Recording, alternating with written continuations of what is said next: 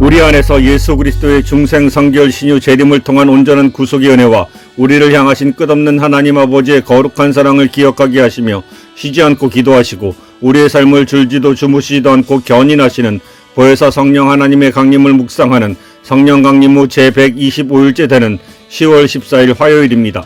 이 시간 보혜사 성령 하나님께서 사도들을 통해 주신 사도신경을 믿음으로 함께 고백하겠습니다. 나는 전능하신 아버지 하나님 천지의 창조주를 믿습니다. 나는 그의 유일하신 아들 우리 주 예수 그리스도를 믿습니다. 그는 성령으로 잉태되어 동정녀 마리아에게서 나시고 본디오 빌라도에게 고난을 받아 십자가에 못 박혀 죽으시고 장사된 지 사흘 만에 죽은 자 가운데서 다시 살아나셨으며 하늘에 오르시어 전능하신 아버지 하나님 우편에 앉아 계시다가 거기로부터 살아있는 자와 죽은 자를 심판하러 오십니다. 나는 성령을 믿으며 거룩한 공교회와 성도의 교제와 죄를 용서받는 것과 몸의 부활과 영생을 믿습니다. 아멘. 성령 강림 후 제125일째 되는 날인 10월 14일 화요일 함께 묵상할 하나님의 말씀은 고린도전서 12장 9절 말씀입니다.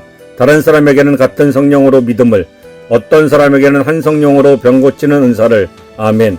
오늘 우리가 고린도전서 12장 9절 말씀을 중심으로 묵상할 제목은 그리스도의 몸을 세우는 믿음의 은사입니다. 오늘 우리는 믿음의 은사가 우리의 전신갑주를 어떻게 활성화시키고 성령의 열매를 통해 어떻게 악을 이기는지 살펴보고자 합니다.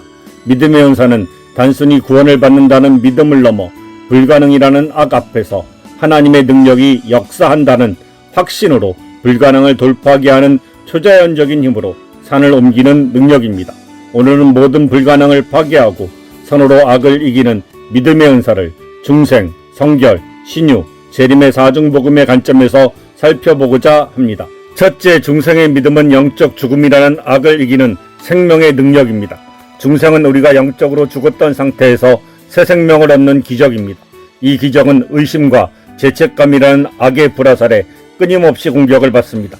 믿음의 은사는 이때 구원의 투구를 더욱 견고히 하여 나는 구원받았다라는 확신을 흔들림 없이 지키게 합니다.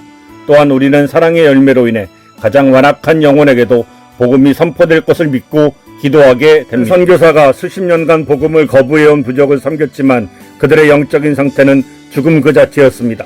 선교사는 자신의 노력을 넘어선 믿음의 은사를 구했습니다. 그는 단지 하나님의 사랑은 너희를 외면하지 않는다라는 믿음의 확신에 찬 한마디를 그 부족들에게 선포했습니다. 이 단순한 선포가 수십 년간 닫혔던 부족들의 마음을 단번에 열었고 그 마을에 구원의 역사가 일어났습니다. 따라서 우리는 사랑의 열매와 구원의 투구로 모든 불신과 의심을 이기는 중생의 믿음을 주옵소서라고 기도하는 삶을 살아야 합니다. 둘째, 성결의 믿음은 의의 흉배와 절제의 열매로 습관적인 죄로부터 승리하는 믿음입니다. 성결은 매일이 전투입니다.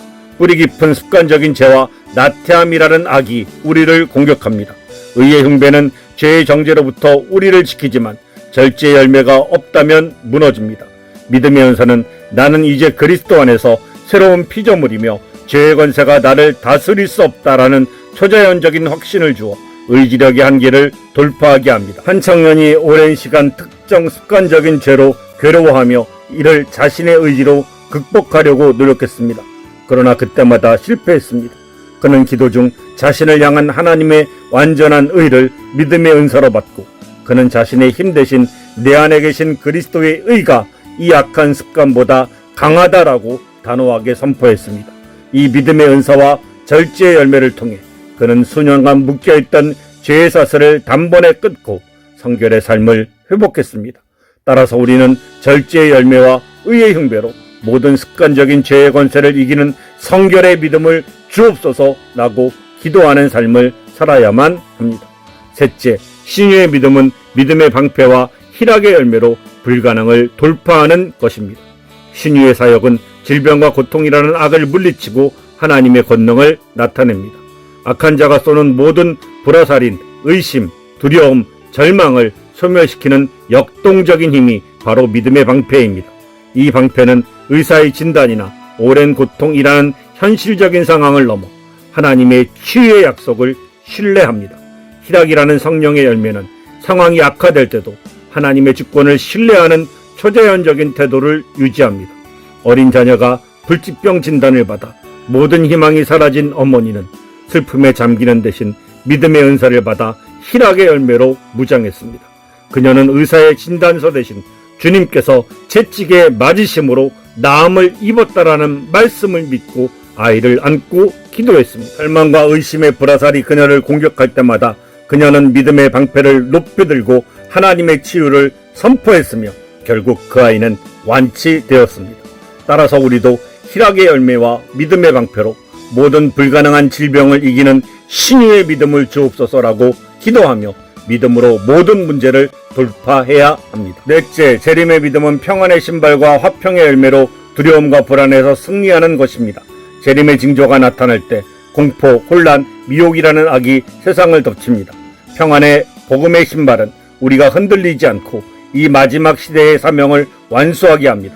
화평의 열매는 세상의 혼란 속에서도 하나님과의 관계에서 오는 평안함을 유지하게 합니다. 히브리서 11장의 믿음의 선진들은 더 좋은 부활을 얻고자 하여 심한 고문을 받되 구차히 풀려나기를 원하지 않았다라고 기록했습니다.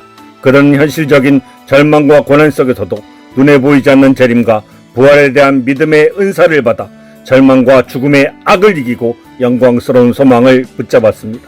따라서 우리는 화평의 열매와 평안의 신발로 모든 종말의 공포를 이기고 재림을 준비하는 믿음을 주옵소서라는 기도의 삶을 믿음으로 살아야 합니다. 믿음의 은사는 자신을 위한 이기적인 기적이 아닌 하나님의 영광과 교회의 유익을 위해 사용해야만 합니다. 따라서 교회 지도자들은 믿음의 은사를 통하여 위기를 돌파할 수 있는 힘을 얻어 패배감이라는 악을 이겨냅니다. 전도자들은 악한 장벽을 파괴하여 전도의 문을 엽니다. 성도들은 역경을 극복하고 문제를 돌파할 힘을 얻게 됩니다. 오늘 이 시간 우리의 삶과 가정, 교회에 도사리고 있는 불가능이라는 악 앞에서 잠잠히 엎드려 하나님께 이 놀라운 믿음의 은사를 구하십시오. 믿음의 은사를 통하여 선으로 악을 이기는 통로가 될 것입니다. 우리에게 주신 은혜를 기억하며 오늘의 기도를 이 시간 드리겠습니다. 주 예수님, 우리에게 믿음의 은사를 주시어 모든 절망과 의심을 이기고 하나님의 영광을 위한 기적을 선포하게 하옵소서. 예수님의 이름으로 기도하옵나이다. 아멘. 이 시간 다 같이 중생성결 신유 재림의 온전한 구속의 은혜를 주신 우리 주 예수 그리스도께서 가르쳐 주신 주기도문을 믿음으로 함께 드리겠습니다. 하늘에 계신 우리 아버지, 아버지의 이름을 거룩하게 하시며 아버지의 나라가 오게 하시며 아버지의 뜻이 하늘에서와 같이 땅에서도 이루어지게 하소서. 오늘 우리에게 일용할 양식을 주시고 우리가 우리에게 잘못한 사람을 용서하여 준 것 같이 우리의 죄를 용서하여 주시고 우리를 시험에 빠지지 않게 하시고 악에서 구하소서. 나라와 권능과 영광이 영원히 아버지의 것입니다. 아멘. 우리가 마음과 뜻과 힘을 다하여 하나님의 거룩한 사랑의 약속드린 십계명을 순종하고 지킬 것을 결심하며 함께 낭독하겠습니다. 하나님이 이 모든 말씀으로 말씀하여 이르시되 나는 너를 애굽 땅 종되었던 집에서 인도하여 낸 내 하나님 여호와니라. 제1은 너는 나 외에는 다른 신들을 내게 두지 말라. 제2는 너를 위하여 새긴 우상을 만들지 말고 그것들에게 절하지 말고 그것들을 섬기지 말라. 제3은 너는 내 하나님 여호와의 이름을 망령되게 부르지 말라. 제4는 안식일을 기억하여 거룩히 지키라. 제5는 내 부모를 공경하라. 제6은 살인하지 말라. 제7은 간음하지 말라. 제8은 도둑질하지 말라. 제9는 내 이웃에 대하여 거짓 증거하지 말라. 제10은 내 이웃의 집을 탐내지 말라. 아멘.